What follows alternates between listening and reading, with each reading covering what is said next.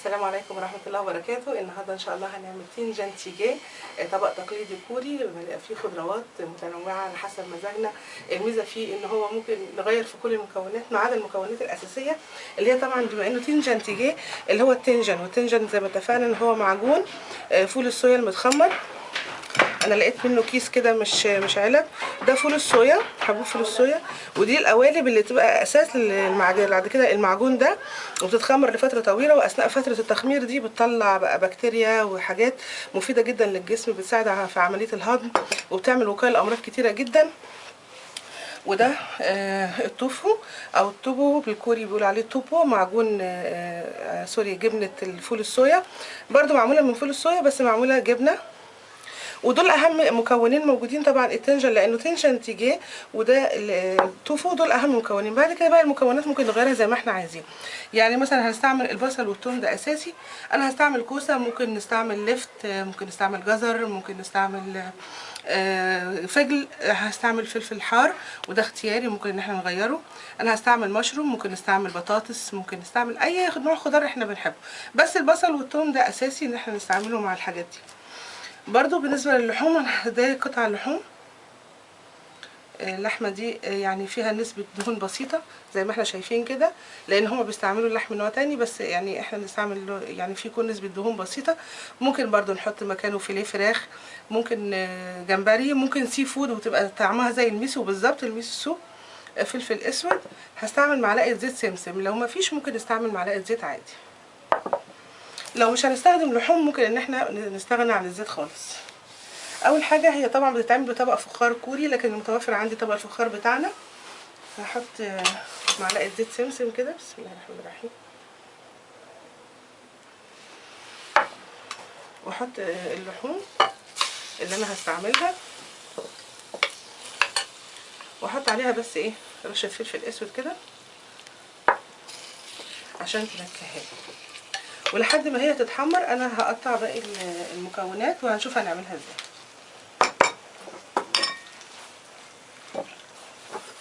اول حاجه الكوسه، احنا هنستعمل كوسه نقطعها يعني مربعات كده عشان دي تعتبر شوربه خضار. والمشروم برضو، طبعا المشروم ده انا مضافاه بمنديل ورق كده، ما نقطعوش صغير قوي بحيث ان هو يتناسب برضو مع الايه مع باقي الخضروات.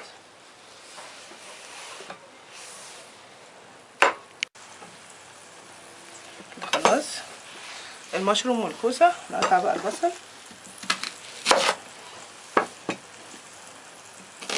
هنا برضو نحاول نخليها برضو متناسبه شويه مع الخضار.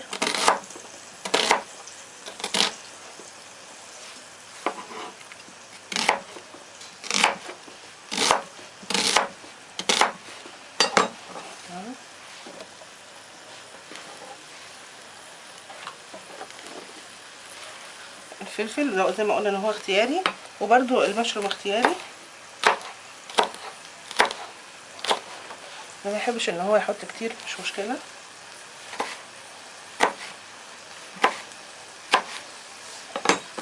دول نخليهم للاخر مع البصل الاخضر.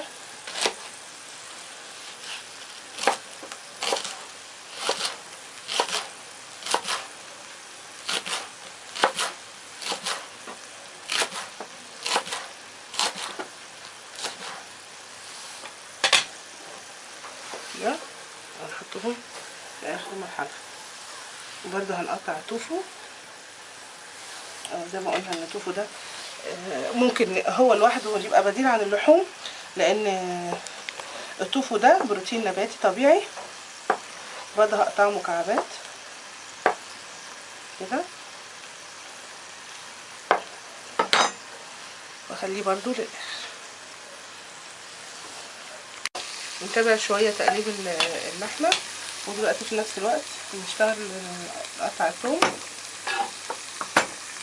يعني حوالي معلقه او معلقه كبيره ثوم مفري، بتديله طعم طبعا وبترفع قيمته الغذائيه. احيانا كده يجري.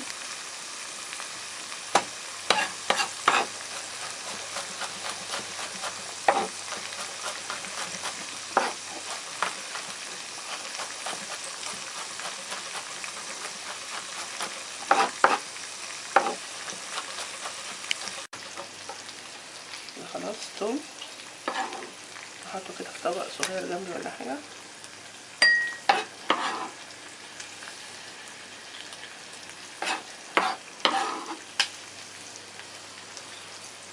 اللحمه كانت كويسه قوي، بقت تعمل صوت. هبتدي بقى ايه اقلب البتنجان.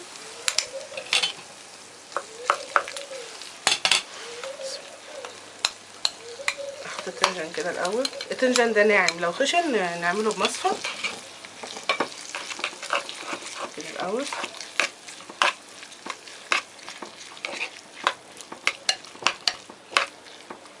بعدين نبتدي بقى نحط الخضار، الكوسه اللي احنا قطعناها مكعبات، والمشروم والبصل،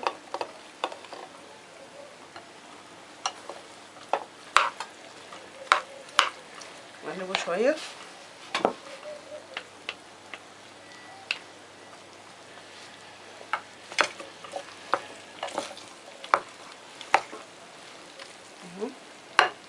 نحط بقى حوالي كوبايتين ميه، او لحد ما اغطي الخضار كده بس شويه. نخلي بالنا انا لسه ما حطيتش ملح، ومش ممكن ما احتاجش ان انا احط، لان التنجان مالح جدا، فنحاول ان احنا ايه ما نستعملش ملح الا الاول ندوق الشوربه بتاعتنا. نحاول كده نتاكد ان التنجان داب وتجانس مع كل الحاجات، ونسيبها كده لحد ما تغلي 10 دقايق مثلا او 15 دقيقه. نسيخ مع بعض لحد ما تغلي. بعد 15 دقيقه هنبص نلاقي مثلا الكوسه خلاص استوت، يعني كده خلاص قربت كل الخضروات تستوي. نضيف بقى مكعبات التوفو، عشان التوفو المفروض ان هو ما يغليش على النار كتير، يعني 5 دقايق بكتير قوي على النار. لو زودنا عليه النار هنبص نلاقيه بيشد كده ويبقى مش حلو. هو حلاوته ان هو 5 دقايق بس على النار.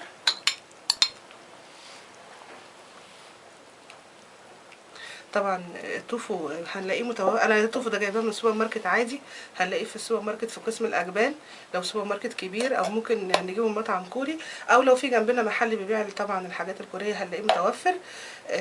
بس القصه ان التوفو لما نجيبه صلاحيته قليله، يعني مثلا 3 ايام بالكتير، او ما نخلوش عندنا اكتر من كده.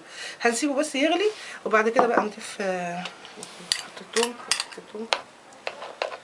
انا بحب اضيف الثوم في المراحل الاخيره عشان يفضل برضه محتفظ بالنكهه بتاعته.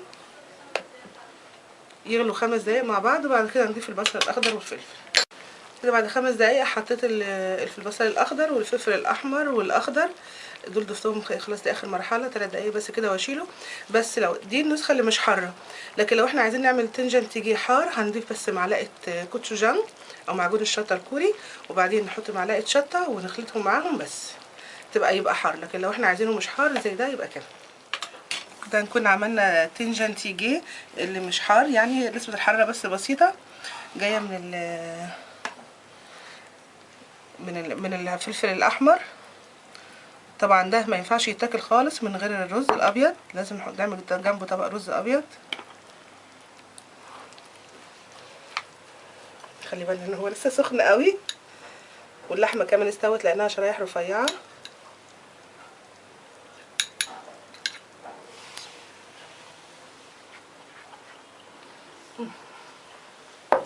لسه سخنة بس والله طعمها تحفة، فايدها عالية جدا، وثقافة جديدة علينا.